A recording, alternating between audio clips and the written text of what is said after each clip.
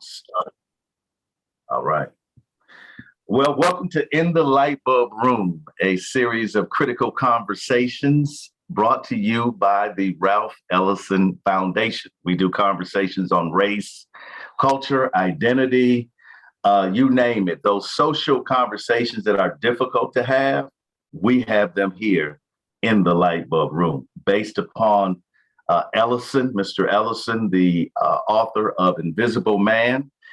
And we believe that Ellison still speaks to us today. And I'm going to read something shortly, but I'm going to introduce our distinguished panel to begin with. And first of all, Quraish Ali Lancelot, a good friend of mine. What can I say about him? He's a poet, he's an author, he's a professor, he's a social critic. His poetry is just not known nationally, but when I say international, he's an international figure. And I have been blessed to know him for many, many years. He's poured into my life. He's a critical thinker, and he's doing great things in Tulsa. And he was previously in Chicago. Dave, see, that's another connection, right? And so, Q, welcome to In the Light Bulb Room. It's a pleasure to have you. It's a pleasure to be here, brethren. It's a pleasure to be here with you and this crew. And David Shabazz, this is a man that I met, as he mentioned in our earlier conversation before we started taping, that he was setting up charter schools. That's how I met him. And the first day I saw him, I knew this was a different brother. Something about him, the way he carried himself, the way he talked, his intellect, his passion, his community work. And now he's in Indianapolis. I don't know why he'd leave us, but he left us and he out there doing damage. But he is the Associate Vice President of Community Sales at Davis Homes. And I'm thrilled. I wanted to have both of you. And I wanted to have this, when I was thinking about having this conversation. Now, keep in mind, this is post George Floyd. And I'm sure like you, and I wanted to focus on Black males because I feel like we've had a very difficult time of putting our thoughts, our conversation, our cares, our concerns in a larger setting. We talk among ourselves, we talk at the barbershop, we do all of that. But where's the platform to hear from Black males? And we just left a summer of protests where we saw things that we thought we would never see. And for me, all the trauma resurfaced. And so through the pandemic, I've been trying to deal with all of this trauma. And I know I'm not alone in this. So I said, I want to come together and talk about this. In Ellison's essays, he was asked a question. And I want to read this question, and then I just want to read just a couple of snippets of what Ellison responded. But the question was, were you conscious at the time of particular limitations upon your freedom of action, perhaps even your freedom of feeling? And Ellison kind of goes into the newness of the territory and the state being the 46. But then he goes and talks specifically about his parents. He says, my parents, like most of other Negroes, had come to the new state looking for a broader freedom and had never stopped pushing against the barriers. Having arrived at the same time that most of the whites had, they felt that the restriction of Negro freedom was imposed unjustly through the force of numbers, and that they had the right and obligation to fight. And he goes on to say this, I recognize limitations, yes, but I thought these limitations were unjust, and I felt no innate sense of inferiority with which to keep me from getting those things I desired out of life. And he finishes by saying, there were those who stood in the way, but you just had to keep moving toward whatever you wanted. So let's talk about trauma. Ellison talks about this idea of knowing that there are limitations. Knowing that we're not going to be treated fairly with the police. Knowing that when we go into stores, we're going to be followed. Knowing that we're going to be judged a lot of times simply by how we come into the room. How have you dealt with, and not even to mention the generational trauma that is carried down to us, the slavery, the Jim Crow, the mass incarceration, the black codes, the all of these things that have been handed down to us. We are people living with trauma. So, Dave, if you could talk about a little bit, man, about how do you deal with trauma? You know, working in corporate America, and thank you for the opportunity. I got to say, this is definitely a pleasure to be a part of the conversation. Working in corporate America, sometimes before I walk into a boardroom or a conference room, I'm reminded of what my parents taught me and my 12 brothers and sisters, that we are behind enemy lines. Amen. I'm behind enemy lines before I even walk into that room, so I already know I'm prepared. I got my armor on. I'm ready for that because I was trained for that. And that goes back to our conversation that we had before we were on air. When I know that when I get in my car, if I want to go play at the park with my children, or if I'm going back and forth to work, or if I want to go to the grocery store, or if I want to go and no matter where that is, ride my bike, take a walk in my neighborhood, I know who I am. And I think that helps me deal with some of the trauma that I see. Because I know once we, as a people, depend on one another and stop depending on the enemy, we'll be better off.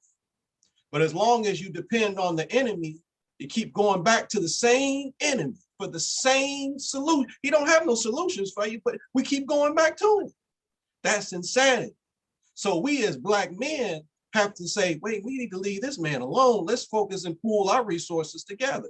That's how I deal with it, because not a day goes by when I come across young Black men or men older or younger, we are having these conversations because we're pouring into one another. See, once you understand your position and you understand where you are in within society and how you want to improve, I would say, our community, we have to have these conversations, and that's where it starts. But it also begins with action. So one of the things that we're doing here in Indianapolis, I formed a coalition of professional Black men who are in real estate, who are in banking, who are teachers, who are accountants, who are professionals, who are janitors, who are fixed cars, auto body technicians, engineers. And you know what we're doing? We're pooling our resources together. I support you, you support me. I keep you in business, you keep me in business. Right. See, that's how we deal with the mechanisms of racism in America and dealing with the trauma that is a direct reflection of racism, because we wouldn't be in this situation without it if it wasn't for racism. So we understand our position. We're not pointing blame. We just saying, hey, how do we fix our problem? And that's the question. How do we fix it? We can fix it by pooling our resources together and building an economic base that is undeniable. So when we open up another school, and then when we open up a hospital, and then we start opening up our own facilities that we can use to improve our community. That to me is how I deal with it. I deal with it by building bridges and building something within the community here and in Chicago and elsewhere. Q, response to how you deal with trauma. Well, what brother just said is again, I mean, is everything, right? Because I have said and have written for decades, right, that we are all we have, right? It's that simple. We are all we have, and it's since you referenced the summer of the protests a couple summers back, right? What we did note, one of the things that we did note from from those protests, right, is that there were more white allies in the streets with us than ever before. There were probably more white allies on the streets than folks who rolled with King, right?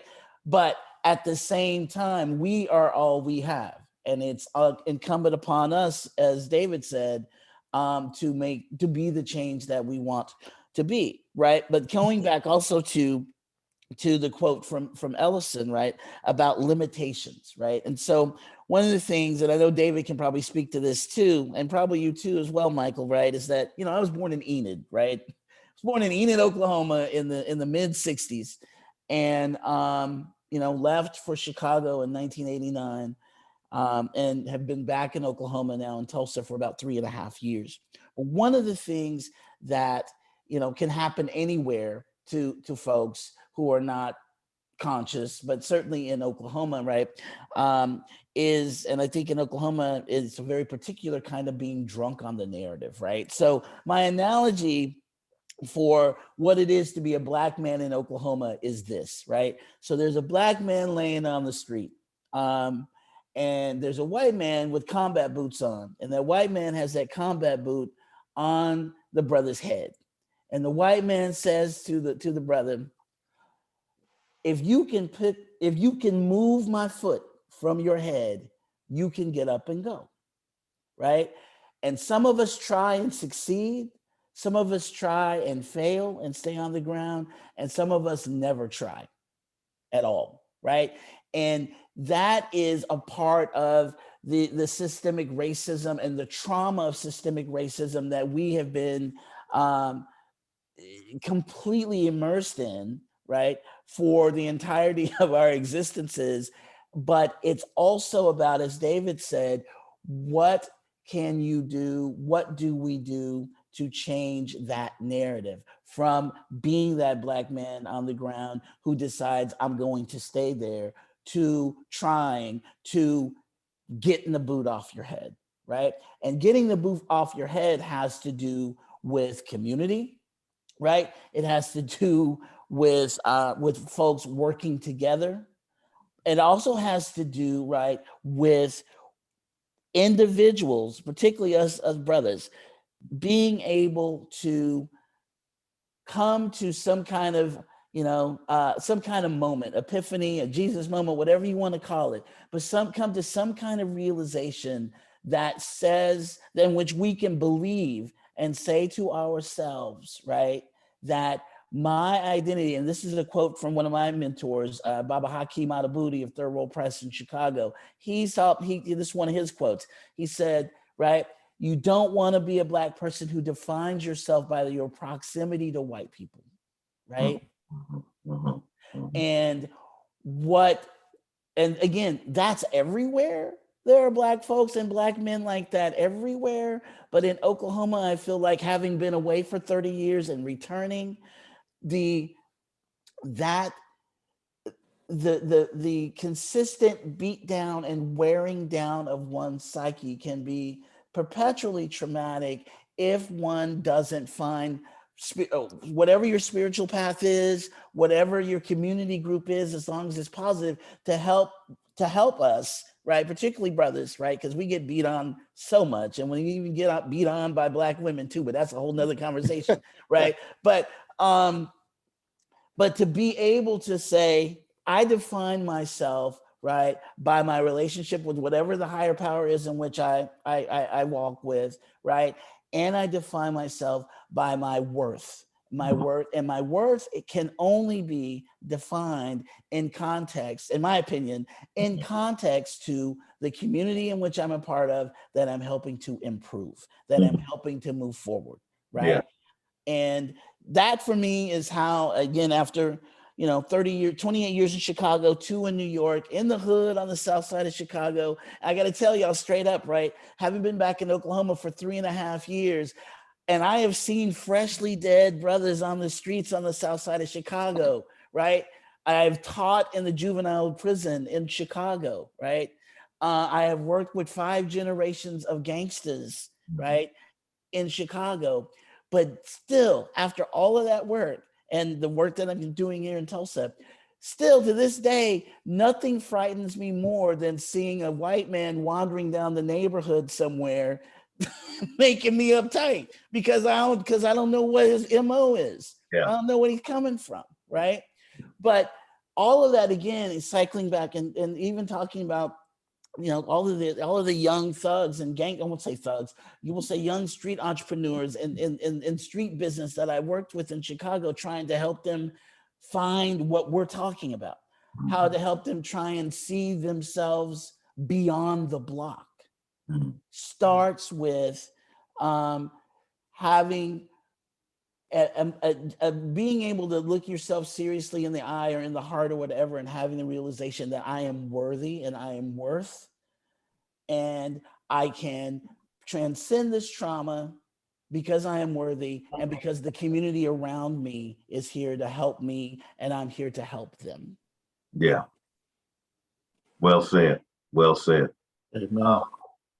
I want to talk for a minute because Ellison gives this picture of knowing about the limitations, knowing about the trauma, knowing about, but what is exactly that?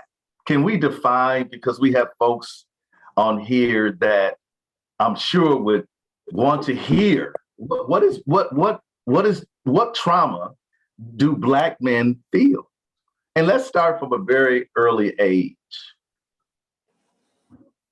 Dave, you want to take that? Yeah, I can try. I'm no expert, but I'm going to go off of my own experience. Mhm. And at a very young age, I realized that freedom wasn't free. Mhm. Right. That was a trauma when you, as a young man in Chicago public school system, coming kindergarten, first grade, second grade, third grade, and I'm standing up and I do the Pledge of Allegiance every morning. We pledged to a flag and they told us that we were free and that we had the same opportunities as everybody else. But then I had to walk through gangbangers to get back and forth to school every day. That in itself is not only a prerequisite for death, but you're wondering, where is the freedom? I'm not free to walk the street. I'm in the classroom with a teacher who doesn't believe in me. You see, my father and my mother taught me at a very young age that the prosecutor doesn't love you, the judge doesn't love you, the police officer doesn't love you. That's trauma. The only people that love you were my parents and my siblings and my family. See, what we're talking about here is a external external people or mechanism that has harmed us internally and is coming to our households. What I've gotten away from is something that my father used to always say. He said, son, turn off the news. He said, why are you, I watch Fox or I watch CNN or I go to CNBC. It's all the same. And they'll tell me, if you watch the news, they tell you about Chicago, right? Oh, 200 Black men got shot down in 2025 or whatever, right? The first thing you're going to say is, well, how many total got shot down? So you don't ask that question because they make it seem we're the only ones doing the shooting. That's trauma, man. Right. See, they make us scared of our own people. And now the older, the learned of our community doesn't want to deal with the unlearned or the ignorant, so to speak. The uneducated don't want to deal with the educated. The young don't want to deal with the old. The old don't want to deal with the young, man. That's trauma.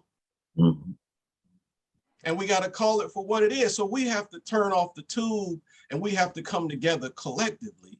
Because I think, and the brother Ali mentioned earlier that the marches and the folks marching all over the country. I have a problem with somebody who I don't know leading me. You can't lead me, brother. I'm sorry. Because you don't have meet the prerequisites to meet me. See, that's why how I deal with the trauma.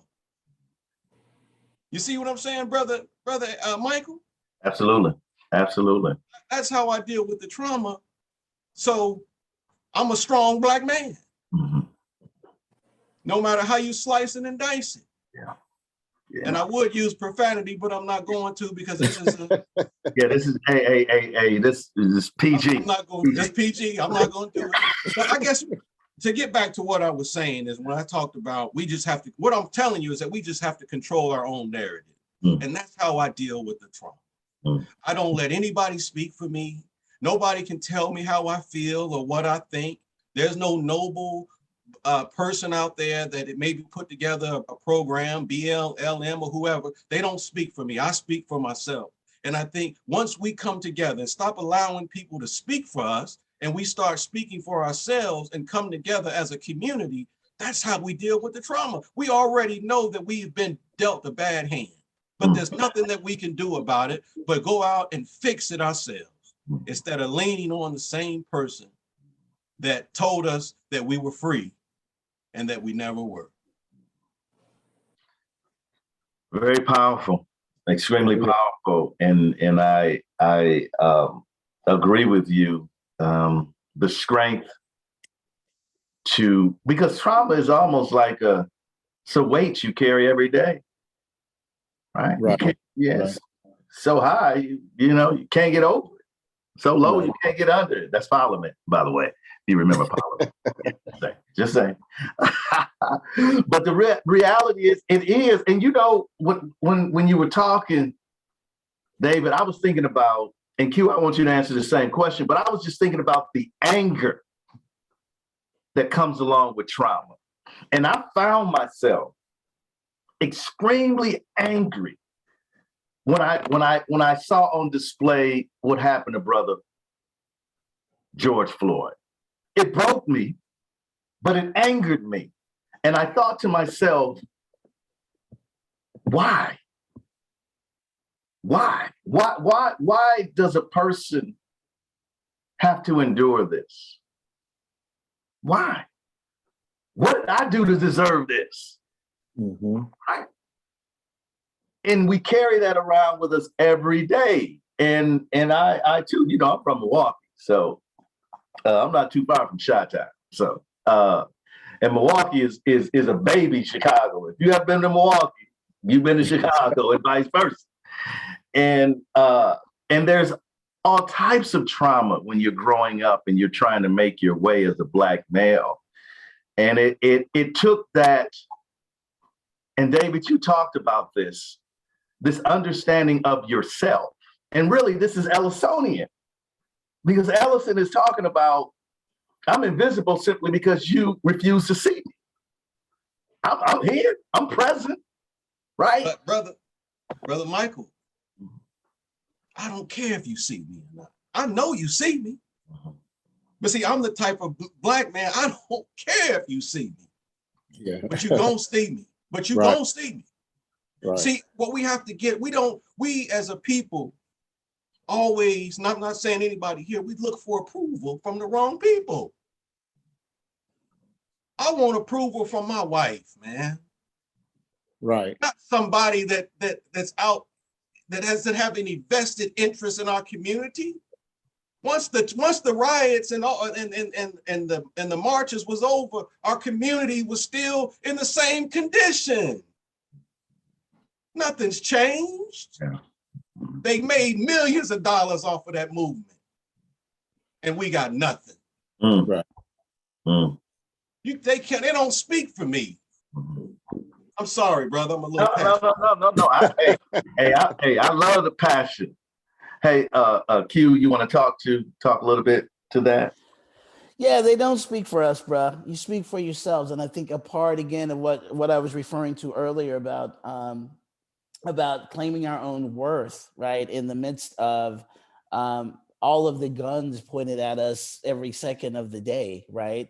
And those guns are literal and those guns are figurative, but they are guns and they are loaded and they are pointed at us, right? But a part of that is that idea of, again, coming back to claiming your own voice, right? And owning your own power and self-worth. And that's a lot, right? That's a lot to unpack when there are so many guns pointed at us. And again, going back to my analogy, some of us try, some of us never try, and some of us succeed, right? But either way, as you said, but the guns are still they're still aimed at us, right?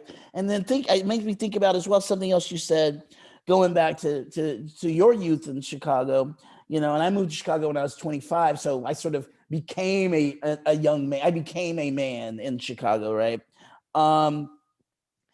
What is about how profound self-hate and lack of options and lack of vision can affect men in particular, but people, Black folks in general, but in the particular and peculiar ways in which it affects and traumatizes or re-traumatizes Black males, to the point, again, where I see the dude on the corner, he's got a roll full of dollars and he's in the freshest gear. So I can see that.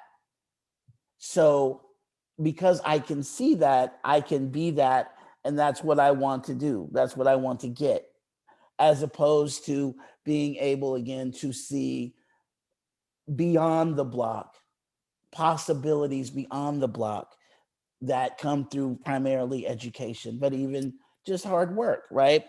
But it's so that idea of how self-hate compounded with lack of options lead Black men in particular to re-traumatize ourselves in ways in which we are, in more often than not, damaging ourselves, destroying our own community, killing our own, right? KKK, killing kin, right? We killing our own, right?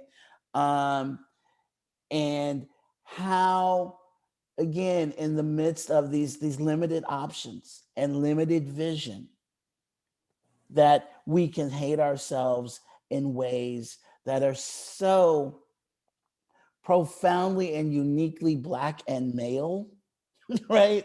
So profoundly and uniquely Black and male that, it's hard for folks who are not Black and male to even understand, right? And then I'll add this too. So when I was working in the Audi home, you know that phrase, David, when I was working in the juvenile prison in Chicago, right? And I was working with young men, of course, and these are young boys from the ages of 13 to 17. Some of them were going to be in prison for the rest of their lives, just had to age out of the Audi home and then be put in a minimum or a maximum. There were some boys in there that were going to be out in a couple of years, right?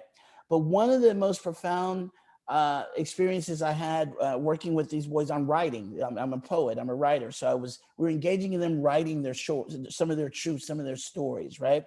And one of the things that came out of this workshop session was this idea that I called pejorative redemption. And I'm interested in getting your take on this, David and Michael. So pejorative redemption, right, was born of this conversation with a young man, and it was about, I going to be judged for the rest of my life by the decision, the bad choice I made that has now named me felon. Will that define me? Will I allow that to define me while I'm going to be locked up through my teenage years into my 20s? Will society allow me to be defined in any way other than felon, right? And who gets to decide? Who gets to decide who defines how I am defined, right? Who gets to decide how I'm defined? If I have control of my narrative, but I'm 14 years old and I'm going to be locked up for 10 years. But do I have the mental capacity and the spiritual wherewithal to redefine myself? Or will society always deem me felon, murderer, thief, whatever, right? That is extremely interesting because it taps into what David had mentioned earlier about writing our own narrative, right? And allowing for us to be concerned about those that are close to us.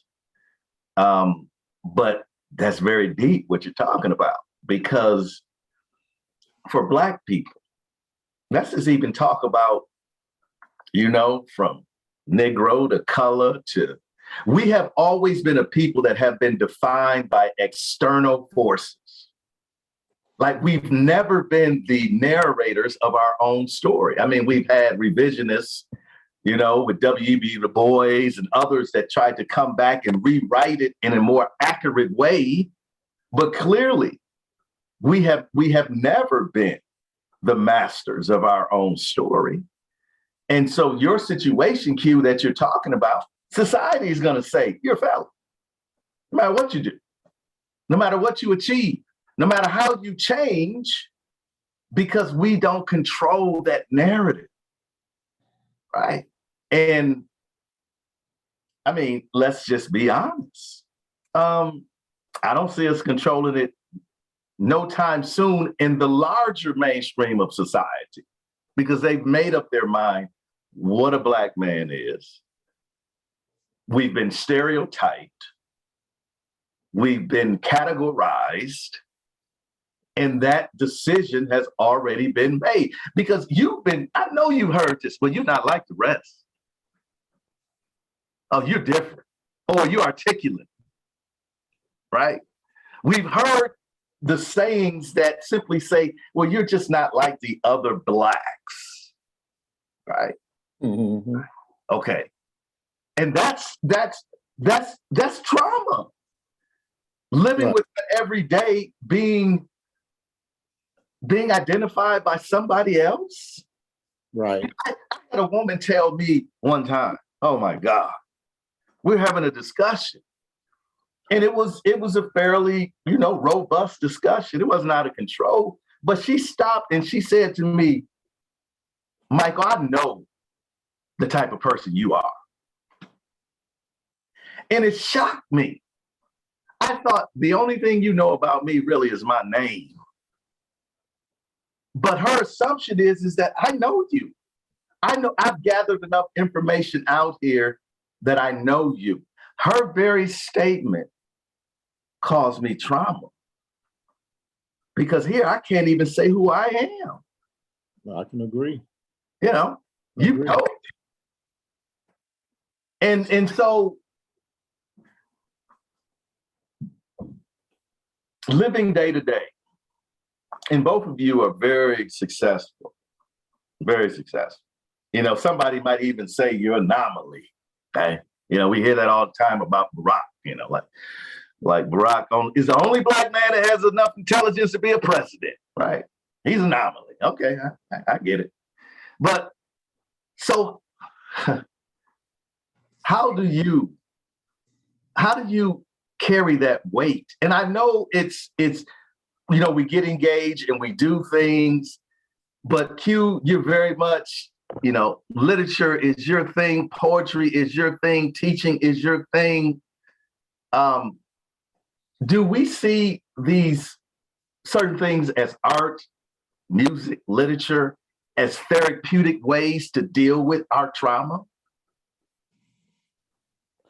Yeah, I mean, I do think that that's an aspect of the arts, right? But I think that literature and music and theater and visual art or what have you are also methods of our expressing our trauma as well, right? So I think the arts are both, right? I think that again, with visual art and music, that's all, it's interpretive, it's personal, right? So how I receive a message or something from a poem is going to be different from the way that Brother Aaron receives this message or from this poem, but we're all going to get something from it, right? Langston Hughes said, if you write, it's important to have something to say. And I think that's a part of what it is to be to be a Black artist, right, or a BIPOC artist, right, is that, you know, there are plenty of Black artists and artists of color who create art for art's sake, but I don't spend much time with them because they're not about anything. It's Yeah. not, we don't have time for that. There's too much to do. We got babies to save. We got schools to try and figure out how to keep right or get right. You know, we got folks trying to take care of communities and stuff. And so I don't believe in art for art's sake. I believe everything is about, you know, why waste time on the mic, right? That's a Tribe Called Quest line, right? So I don't believe we have time to waste time on the mic. And so yeah, I do think that the arts and all of the arts have that capacity to be therapeutic, but to me, they're also about edutainment, right? KRS-One, it's edutainment. It's about learning something that's going to feed and fuel your own actions and your own thoughts and your own ideas. David, your thoughts? You know, you mentioned earlier, you made the statement, you know, you had experiences, and I think some of us have, where maybe someone has said to you, you're not like the others, right? You mentioned that. And to me, once again, that statement bears no weight. That philosophy and thinking is that of a supremacist type of thinking, to try to separate me from those who love me, that may not necessarily have had the tutelage and the mentorship that I may have had over the years. And you're once again another attempt to try to alienate me from people that love me. See, and that's the game of the devil. See, the devil plays the game, and then he comes back and try to say, "Oh, Eric, you're so much different than all the others. Where did you go to school?" That kind of thinking and mentality is just another separatist way of trying to. But that's why we have to have a strategy. See, you have to have my mentor always said, "David, what's your strategy?" You say you talk all good game, brother, but what's your strategy? What are your plans? So what did I do? We brought our people together, brother. We brought professionals together because we know that we have to have a financial power base in order to make decisions. Now, we don't have to lean on somebody else's finances or get a Bill Gates grant, or now I'm in bed with Bill Gates and now I have to do what he wants me to do. No, we're going to get together with my own people, and we're going to pull our own resources together. And if it takes us 5 years to get the type of money that we need to get to where we need to be, then so be it. But we're going to be working on our own projects, and that we're not hamstrung to somebody else. Another thing that we talked about earlier that is definitely surrounded around this unjust trauma is when a young child, particularly African-American male or female, hears their mother tell them or make a statement indirectly or directly that they don't need a man.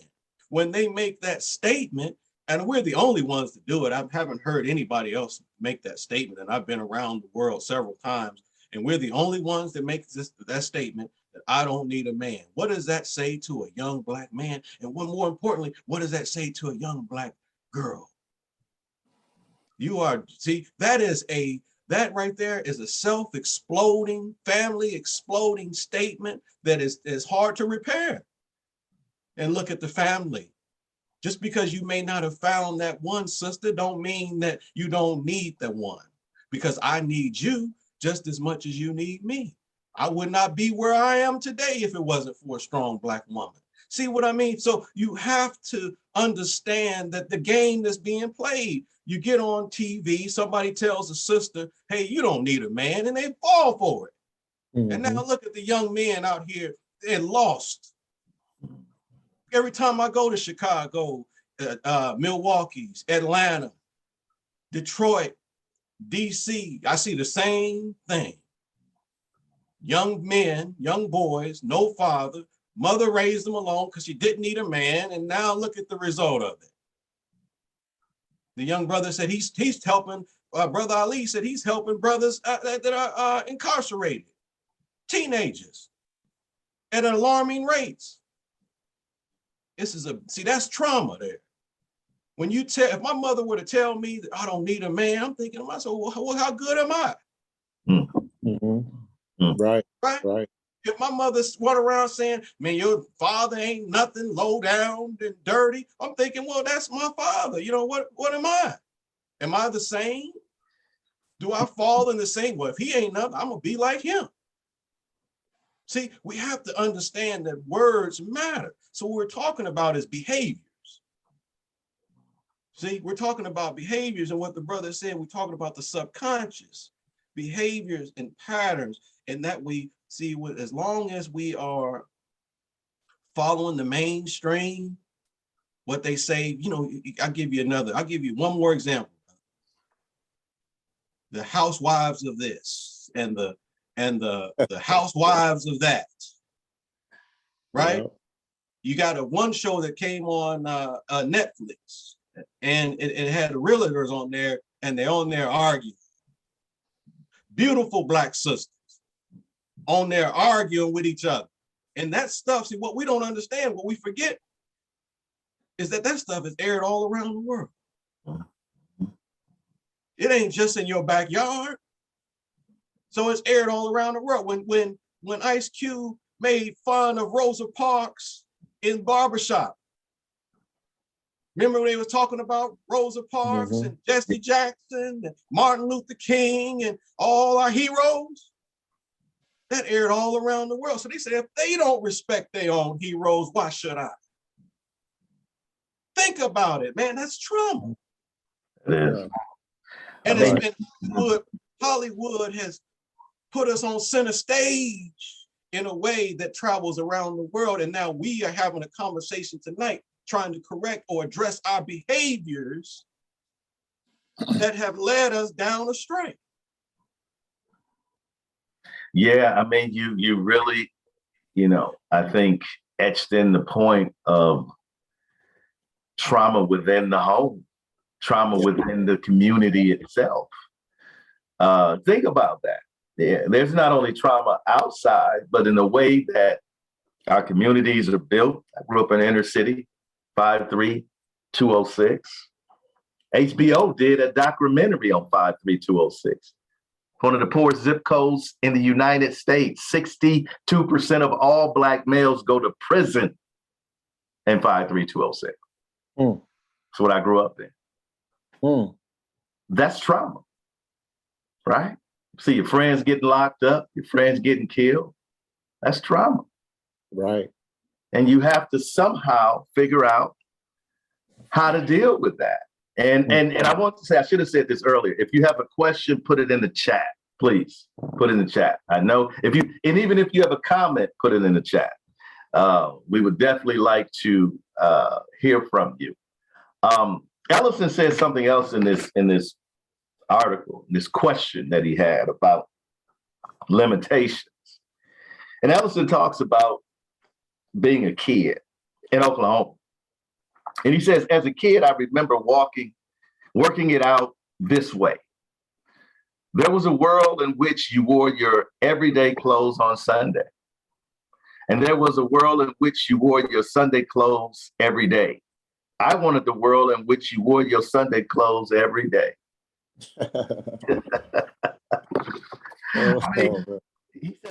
He said, I see two different worlds. I see two different existences. I want the better one. I don't want this. And I think growing up, there's a sense in the Black male psyches that, and we'll get to that in a minute when we talk about Ellison, talk about living in the imagination, that we know we deserve better. Without a doubt. But we don't receive it. Right.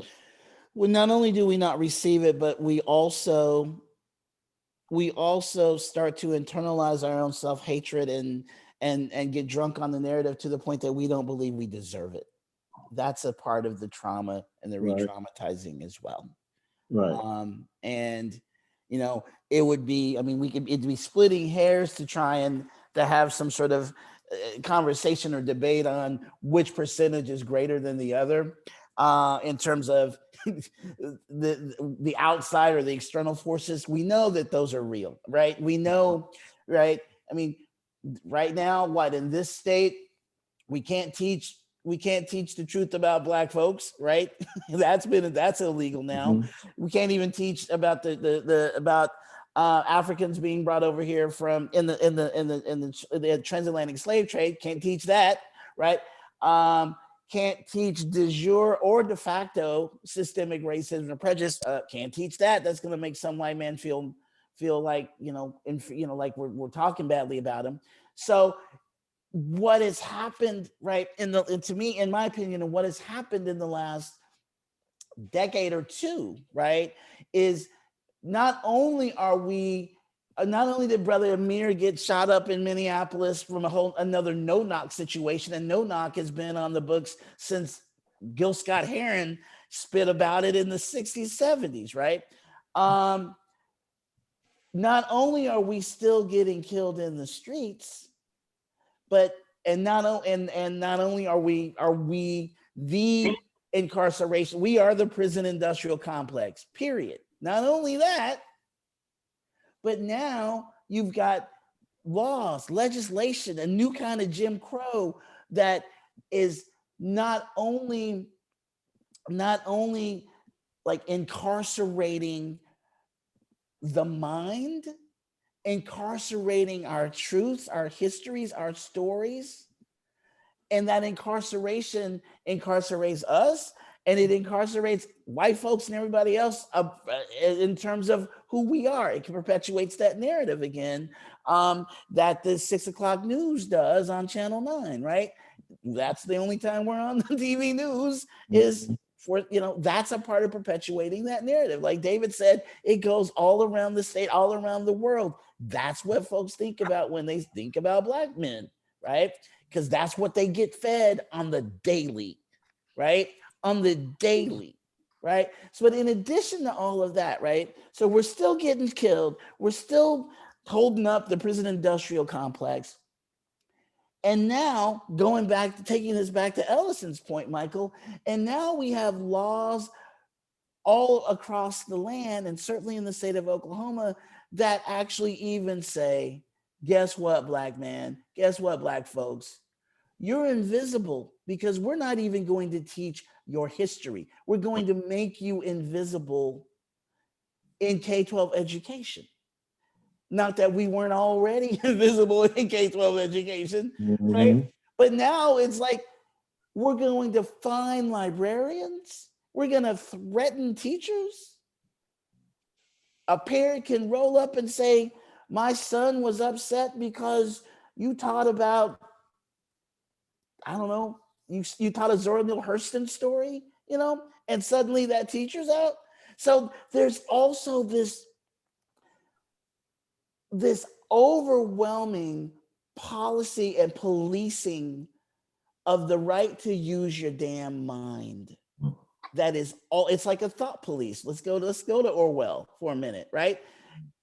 It's like these legislators, these conservative right-wing legislators have created a space now where our history may as well be invisible because it's going to make somebody feel bad. That you add all of those things up, right, David? You add all of those things together, and I probably missed a few, but you add that whole gumbo together. And not only do you have trauma, but not only do we have just sickness, right? In the spiritual, mental, and physical way, a sickness, right? But we also then have to deal with the fact that there are still guns shooting us down. Yeah. Just navigating the street. Go ahead. And that, once again, that's where we develop a strategy,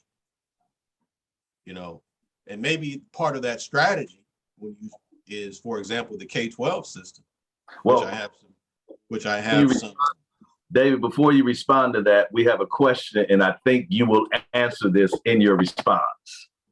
The question goes like this: what basic values can be taught in our homes that would challenge the individual to work on internal resilience and belief in a higher power and not to look to the other to blame or for affirmation. You've talked something a little bit about that, but you're talking about strategy now.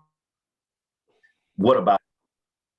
Yeah, so and I can definitely address both. In regards to strategy, we mentioned, I just want to say before I lose my train of thought, in regards to the K-12 system. Okay, well, one of the things that you can do that that has been done is we open our own school. We develop our own curriculum. See, that's all part of the strategy. See, what we have to, and that goes back to the other question in regards to what can we do in the family, is we have to teach in the family that we can be self-sufficient. We do not need to lean on anyone else for,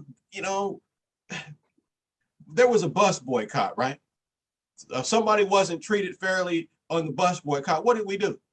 We stopped riding the bus, right?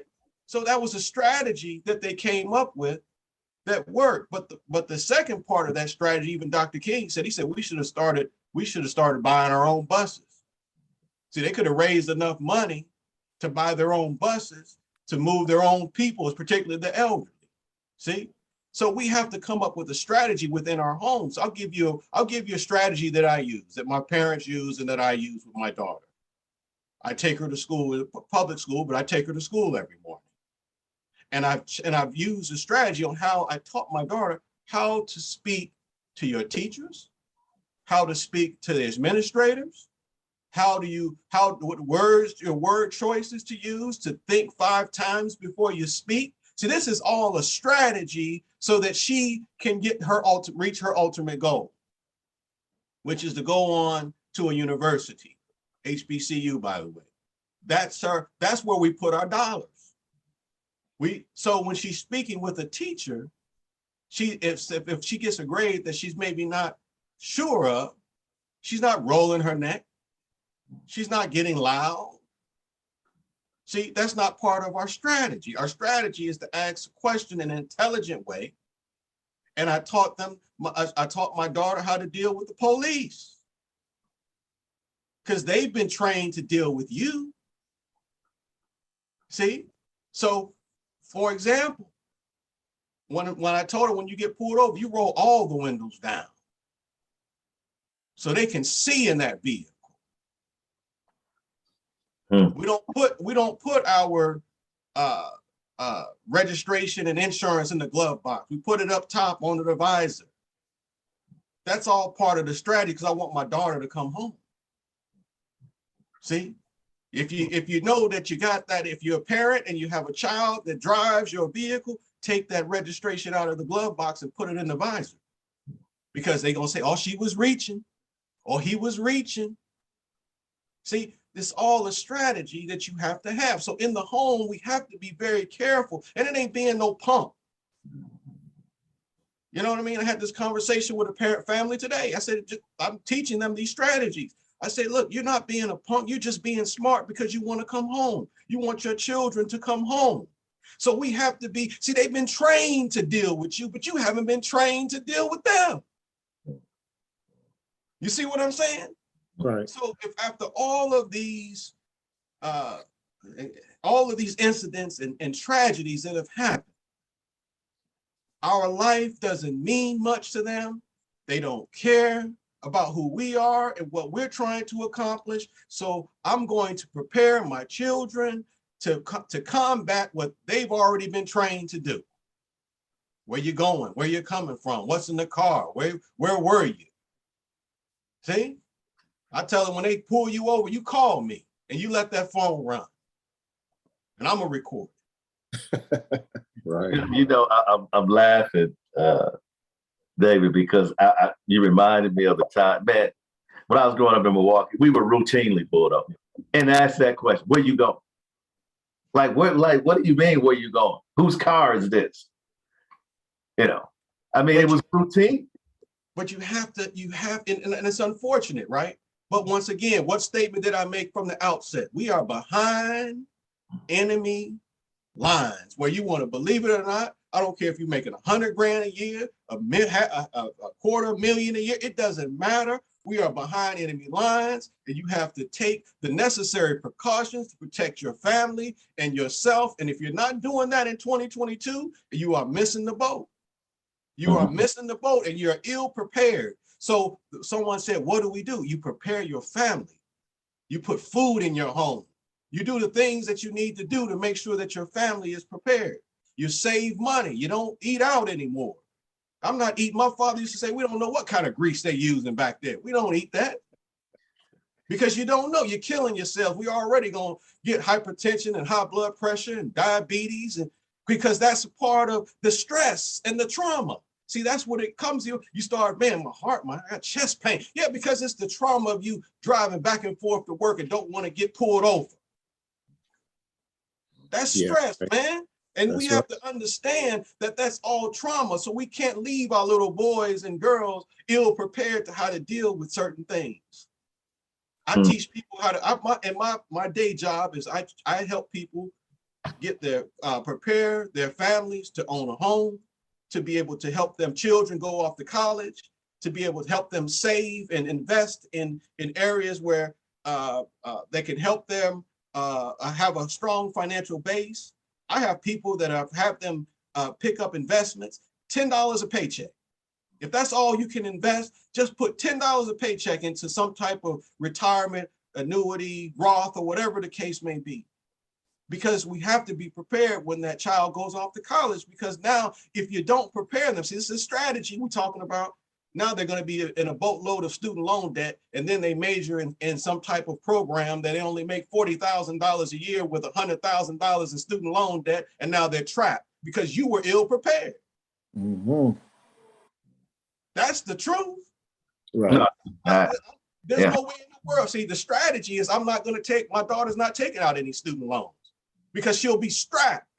She'll be stuck and strapped to the same system that got us. See, they told us when they took what they did was they took the trades out of the schools. Remember when they removed the trades?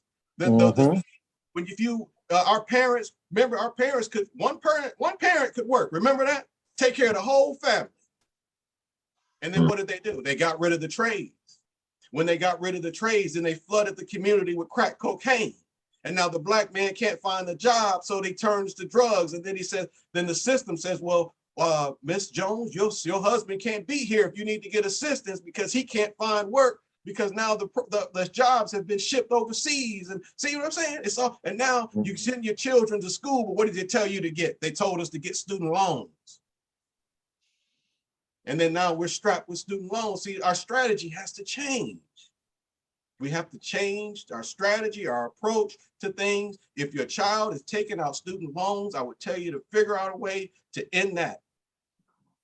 Because that's just something else that's going to hamstring your household, hamstring your family. The average black person that goes to college leaves with $75,000 worth of student loan debt.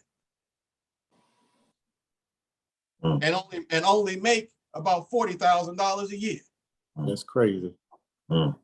If they're not, excuse my language, brother, if that seems like somebody that's they're getting you. That's what it sounds like to me. But my point is, and I just want to keep it, my point is that we have to develop a strategy to end those types of behaviors so that we can be more self-sufficient upon ourselves.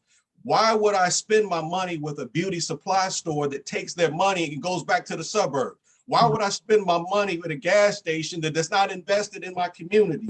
Why would I go to spend my money somewhere and they don't come back and they're not investing in our community, into our school? They take that money and run. Right. And they send it back to another country. And one of us come along and open up a business and we don't want to have anything to do with them. See, our strategy and our thinking, our methodology has to change. That's just what we have to do. And we just have to figure out a way to do it. So here in Indianapolis, I've got, like I said, with a group of people, we're going to open up a beauty supply. We're going to open up some gas stations. We found some areas where we can open up corner stores because there's food deserts. Many of you have food deserts in your community. So we're figuring out ways to open up grocery stores. We're going to hire these young men that are coming out of the system, right? See, it's all that we have. In order for us to excel, we have to provide opportunity, but we provide opportunities for the entire community. Right. I'll give a young brother opportunity. Now, if he messes up and squanders that opportunity, then that's on him. But we gave him an opportunity in a country where nobody's going to give him anything. Well said. Well said. Q, we got another question. Do you believe the destruction of the family is an intentional way to undermine the country? I think the destruction of the family is an intentional way of undermining the Black country, the Black nation, the BIPOC nation.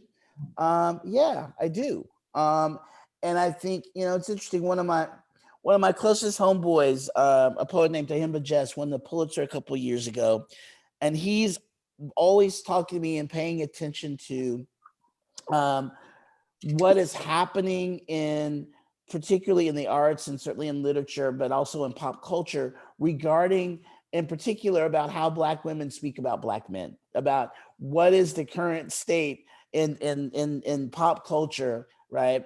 And David spoke to this a little bit when he was talking about the Housewives of and the Housewives of those kinds of shows. To think about how, and I mean, no family is perfect. Everybody has issues. There's drama everywhere in every household of every ethnicity. And certainly Black men and Black women we're not exempt from that. But if you look at the factors that have played out, you could even just say the last 50 years, that have plagued in particular Black and brown communities, then yeah, I would say, from what David said before about, from Black women being forced or pushed into or creating whatever scenarios that get a Black woman to say, I don't need a man, whatever circumstances that lead to that conclusion, right, is wrong and destructive and damaging. But then at the same time, right, where are most of us? There are more Black men behind bars than behind books, right? So yeah, I mean, I think that from lack of options, from lack of access, from lack of opportunity, from lack of imagination, so that, again, from external and internal, as David and Michael have both pointed to, I do think that the disintegration of the Black family is intentional. I think intentional is a part of it. And again, not to excuse us as individuals from doing our own dirt to make that happen, because we do. That happens. But do I think that if you think about the systems in place, again, from the penal system, from the incarceration rate to jailing and policing, to the way that Black men are policed, and Black bodies are policed, yes, I do think that there's been a very intentional and strategic plan to disrupt the foundation of Black life, and the revolutionary act of Black love, and that is the family, right? And I don't think that's, I don't know that there's been any real attempt to disguise that in any way in the last, probably since, we could probably go back at least to the 1920s, if not earlier, if not well into, if we take our roots in the roots of chattel slavery, and and I'm gonna mention this because it's somewhat related, but I think it's something I think about often. I'm a football fan. I'm a big football fan, right? And college football in particular, and NFL is complicated. It's all common. We haven't talked about Brian Flores and that lawsuit and any of that trauma yet. Maybe we'll get there, right? But one of the things, again, thinking about the SEC, right? And I'm a Black man who follows sports and politics, so I can say this. Not everybody can, right? But why is the SEC the most dominant conference in college football? Right? Because those Black bodies were bred to be bigger and stronger and faster. Right. And nobody wants to say that. Right. They were bred, right, to be that big, that strong for hundreds of years. Right. And that's just real, that's real life. That's That is. history, right? And to think about the fact, just in the fact that Black women were breeders and bucks were breeders, right? Where that phrase buck wild comes from, right? To create this physically amazing Black body, Black specimen. And then where are we, right? If we're not in sports and not in entertainment, we're in prison or we're dead. Wow. More or less. And More. in our closing minutes, I want to piggyback you on what you just talked about. And you mentioned, for those of you who don't know, the NFL coach Brian Flores, who was fired from the Miami Dolphins and has filed a lawsuit against the NFL, and come to find out that he had a interview that the job was already given away. And why it's just so, I think, traumatic is 71% of the NFL are Black players. Right. Right. And at that time, they only had one Black coach. And they tried to put in a rule, which was the Rooney Rule, to say that you have to interview a Black coach before you make a hire. Well, he come to find out that the deal had already been made. And think about the trauma that this, and he's a younger Black man, is dealing with. His livelihood. For him standing up for what he thinks is right. And the sacrifice that he's going to make, because I really believe he understands that this stance is not, he's not going to benefit from it. His career is over. And again, as we were talking earlier before everybody got on, this is not an $85,000 job. Billions of dollars. Right. And he has a young family. And how many of us as Black males have found ourselves in situations where we've had to stand up because of an injustice that has done to us, and we're on an island by ourselves? And I can speak from personal experience. That has never went well for me. Right. The entire organization, the entire mechanism turns against you and crushes you simply because you're standing up for the injustice against your person. Right. That's trauma. So we are people in trauma. You can. Yes, we need to strategize. Yes, the church or some spiritual, entity, or it makes a difference, but we still are people in trauma. Right. Right. And trauma's being passed down to our children. David said it very clear. What I got from what David was saying was, look, I have to prepare. I have to prepare my daughter for trauma. There's no way around it. Nope. And I just think we're in the 21st century. And why? Why are we still dealing with this? Maybe the question is a rhetorical question, but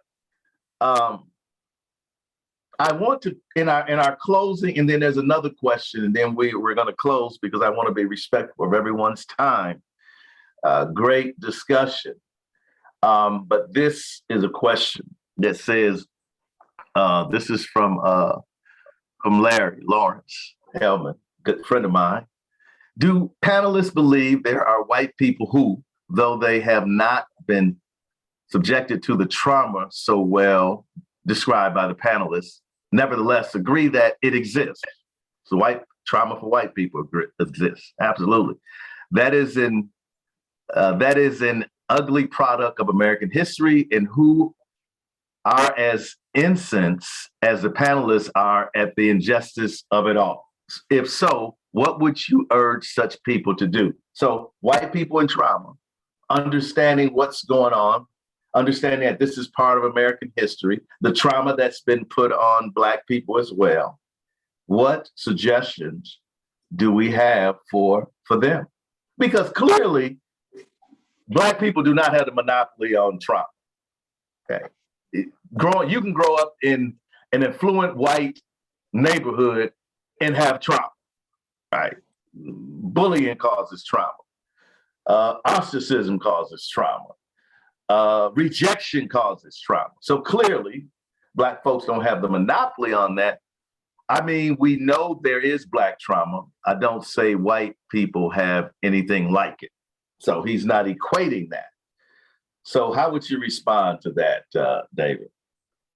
You know, when you get on the plane and the stewardess is giving you instructions, one of the things that she says is, if in case of we lose cabin pressure, the first thing that you should do is put the oxygen mask over yourself before you put an oxygen mask over someone else. You have to save yourself first. We've been saving everybody else for years. We took care of their babies. We had midwives that took care of their children. They promised us 40 acres and a mule. I don't have any solutions for you. I'm sorry. Because the writing is on the wall. And the brother mentioned earlier, look at the incarceration rate. I don't have any solutions for it. I'm sorry, Brother Michael. I just don't, out at this time, because I'm too busy trying to save myself. See, and that's one of our major, in my opinion, and I don't have all the answers, but in my opinion, I believe we have to save ourselves first, because nobody is throwing us a life jacket. And I can't keep going back to a benevolent person who is not invested in our community and expect that person to throw me a life jacket, or to put the oxygen on my face, or to provide me with what I need. I'm going to go get it myself. And I refuse to allow anybody to jeopardize the legacy of my family, my children, and my household. I have all the oxygen masks I need over here. Mm-hmm. Yeah. And I believe that you need to get yours. You need to be prepared. I'm just telling you, man, this is the time. This is not a playtime. This is not a plaything. This stuff is real, brother. They're taking us out left and right. We have to save ourselves before we can run and try to save someone else. And I leave you all with that. I am kind of on a time crunch, but I leave you with that. And I thank you for the opportunity of allowing me to speak and share just a few words this evening. I love all of you. I love my people. I want everybody to prosper and to be great at what they do. And my intentions, my words are never to harm, but only to help and to heal. Mm-hmm. Assalamu alaikum. Mm-hmm. We're going to close it out.